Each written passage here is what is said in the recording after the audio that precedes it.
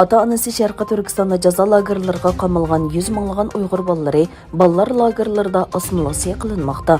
Yaqinda tarqalgan videolardan ma'lum bo'lishicha, Şərqi Türkistonning ma'lum rayonida Uyg'ur bolalarga Xitoycha kiyim-kechaklarni kiydirib, "Men jungoliq bo'lganimdan faxrlanaman" deganga o'xshash so'zlar yodlatilgan. Xitoy rejimi atalmış Şinjanning tokini sirtqa yetkazsh nomida Şərqi Türkistondan bulang-talang qilib, Xitoyga to'shigan tok miqdori oldingi faslda taxminan 29 milliard kilovat-soatga yetgan.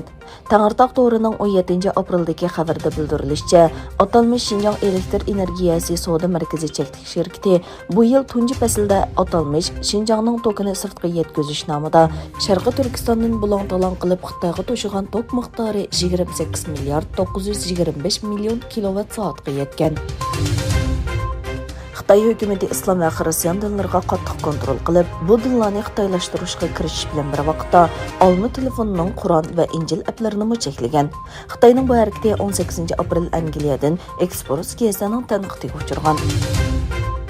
Xitoy bilan Solomon taqim orali o'tirsida imzolangan bexatarlik kelishimi Osiyo Tinch okean rayonida jiddiylikning kuchayishini keltirib chiqardi.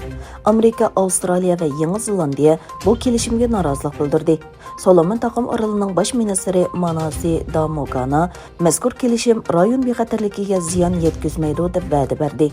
Kelishimning tafsiloti rasmiy e'lon qilinmadi, ammo tekst loyihasi matbuotlarga oshkorlangan bo'lib, loyihada Xitoyning urush paraxotlarining Solomon taqim oraliga tava portlarni ishlatadiganligi va bu orollarda dengiz armiya bazasi o'rnatadiganligi o'tirib qo'yilgan.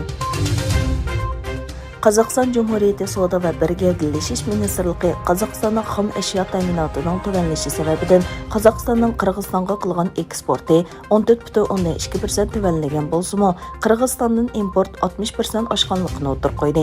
Erishgan uchurlar qaraganda 1-oydan 2-oygacha Qozog'iston bilan Qirg'iziston o'rtasidagi savdo oboroti 2021-yildagiga o'xshash mazgildagiga solishtirganda 6,8% ishib 126 million 300 ming dollarga yetgan. Yaponiya va Malayziya erkin va ochiq Hind Tinch okean rayoni nishoni bilan ikki taraflik moslashishni davomlashtirganligini bayon qildi.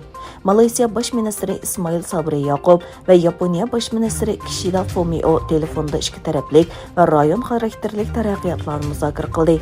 Kishida bilan Yaqub Xitoyning sharqiy va janubiy Xitoy dengizlaridagi faoliyatlari haqida fikr almashtirgan.